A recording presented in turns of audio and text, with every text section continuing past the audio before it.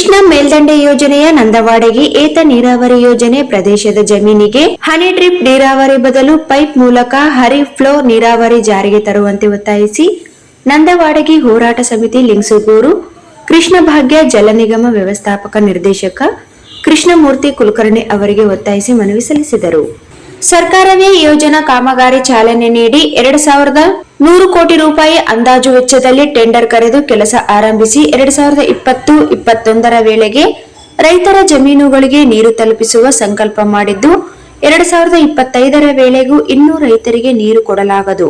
ನಿಜಕ್ಕೂ ರೈತರಿಗೆ ಅನ್ಯಾಯವಾಗಿದೆ ಎಂದು ಈಗಾಗಲೇ 90% ಹಣವನ್ನು ಪಾವತಿಸಿದ್ದು 30% ಪೂರ್ಣಗೊಂಡಿರುವುದಿಲ್ಲ. ನೀರು ಕೊಡುವ ಹಂತಕ್ಕೆ ಮುಟ್ಟದಿರುವುದು ವಿಷಾದನೀಯ ಸಂಗತಿ.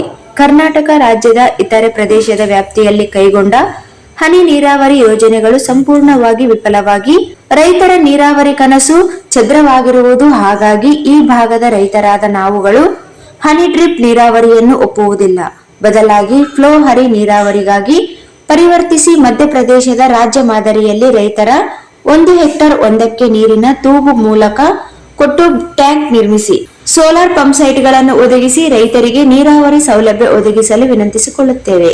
ಈ ಸಂದರ್ಭದಲ್ಲಿ ನಂದವಾಡಗಿ ಏತ ನೀರಾವರಿ ಹೋರಾಟ ಸಮಿತಿ ಅಧ್ಯಕ್ಷ ಸಿದ್ದರಾಮಪ್ಪ ಸಾಹುಕಾರ್, ಪ್ರಚಾರ ಸಮಿತಿ ಅಧ್ಯಕ್ಷ ಬಸವಂತರಾಯ ಕುರಿ, ತಾಂತ್ರಿಕ ಸಮಿತಿ ಅಧ್ಯಕ್ಷ ಶರಣಗೌಡ ಬಸಾಪುರ್, ಪ್ರಧಾನ ಕಾರ್ಯದರ್ಶಿ HB ಮುರಾರಿ, ಕಾರ್ಯದರ್ಶಿ ರಮೇಶ್ ಶಾಸ್ತ್ರಿ, ಖಜಾಂಚಿ ಬಸವರಾಜ್ अंगड़ी इद्ದರು.